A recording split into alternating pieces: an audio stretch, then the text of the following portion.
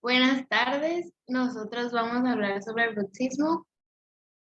Yo soy Alma Lucía Rentería, mis compañeros son Quintero John Ángela, García Araiza José Miguel, Camacho Rodríguez Valeria, de Soto Valenzuela Carla Geraldine. Mi compañero a continuación les va a dar una introducción sobre el bruxismo.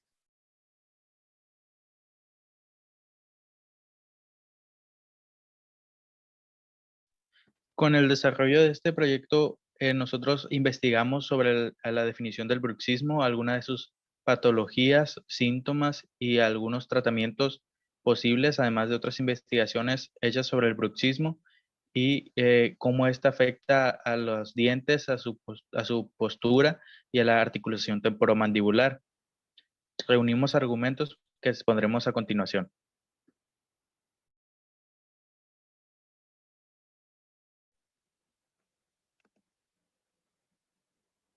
Bueno, yo les voy a hablar sobre el planteamiento del problema. Desde tiempos inmemorables en la historia de la humanidad se ha venido haciendo referencia al acto conocido hoy como bruxismo. Continúa siendo un problema para la ontología actual. El bruxismo es uno de los más prevalentes y complejos y destructivos orofaciales que afectan a gran parte de la población mundial, pero no se le da importancia ya que como solo un bajo porcentaje de los pacientes es consciente de este desorden estomatonático, no lo asocian como una enfermedad.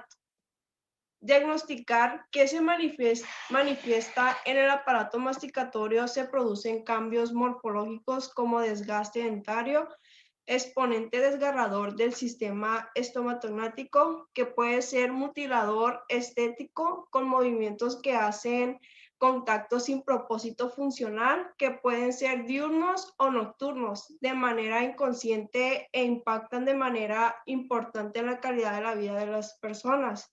Cuando las funciones normales son alteradas, el sistema puede regularlas encontrando una posición más fisiológica. Si esta alteración sobrepasa la tolerancia estructural y fisiológica del sistema, se presentan signos y síntomas característicos de los desórdenes craneomandibulares, por lo que es de severa importancia investigar esta problemática.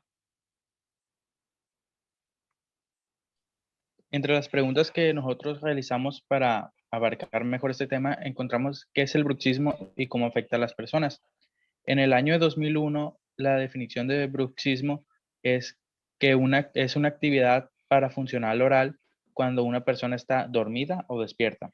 Esto la subclasifica en dos formas, en bruxismo primario y secundario.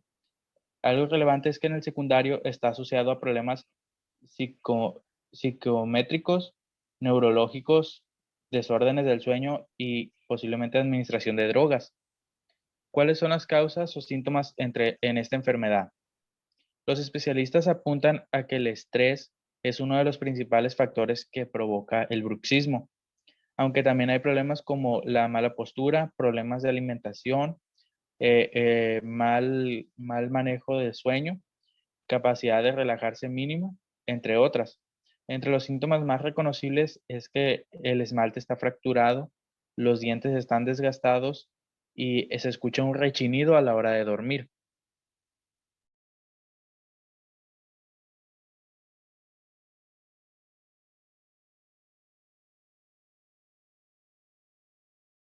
¿Qué factores pueden estar involucrados para el bruxismo?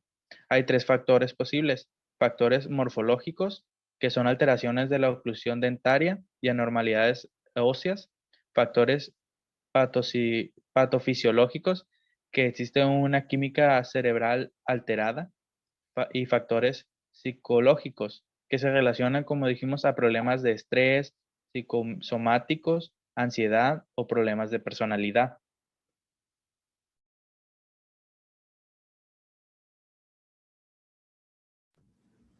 Justificación. La poca importancia que se le ha tomado a este trastorno es muy poco. Hizo que no solo los profesionales de la salud se sintieran atraídos por esto, sino también los propios pacientes que lo viven. Algunos de los múltiples factores que se pueden presentar en la vida diaria y que pueden ser muy complicados de manejar, pues viene siendo el estrés, ya sea por trabajo o por escuela, también en personas que sufren de actitudes o comportamientos muy impulsivos y también en algunas personas que suelen consumir productos o sustancias muy adictivas, como viene siendo el café, el alcohol, el tabaco, e inclusive medicamentos psiquiátricos como vienen siendo los antidepresivos. Con esto nosotros queremos hacer conciencia que no solamente se trata de un simple trastorno de rechinar o deslizar los dientes, sino que hay muchas personas que no saben cómo sobrellevarlo, lo cual es muy difícil manejarlo y que a la larga puede generar consecuencias muy graves. Se considera que lo mejor es llevarlo con ayuda de un buen tratamiento odontológico, inclusive con la ayuda de un psicólogo, y a veces puede llegar a ser necesario la ayuda de un psiquiatra.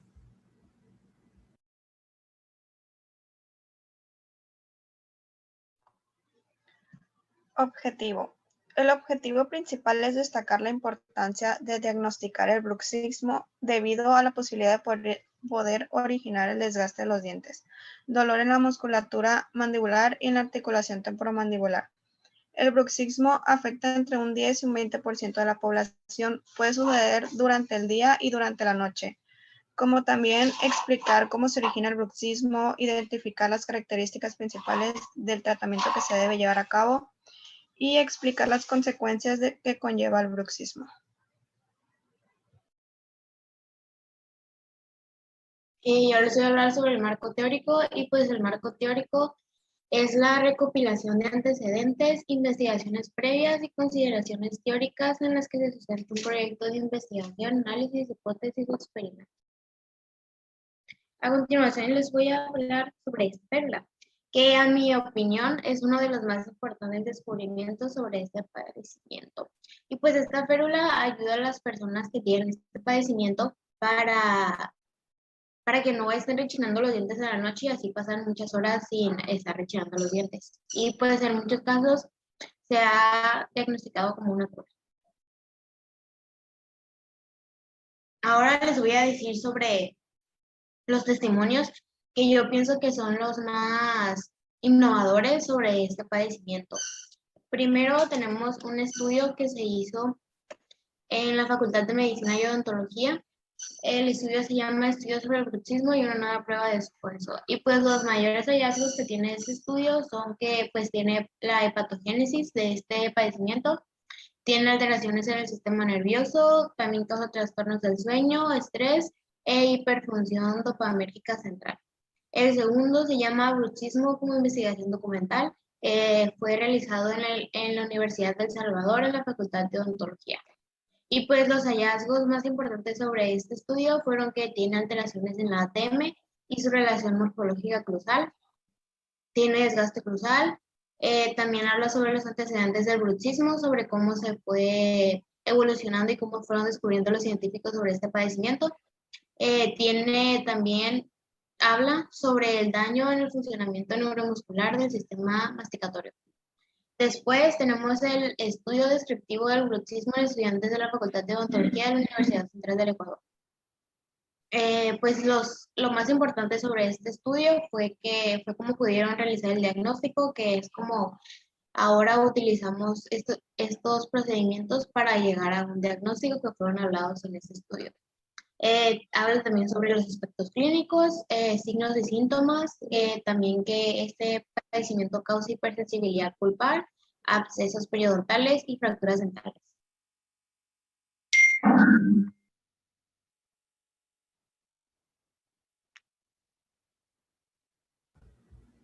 En el método de investigación nosotros colocamos que la odontología como tal se trata de este trastorno llamado bruxismo, que es conocido por rechinar los dientes y es visto en diversas personas por distintas causas.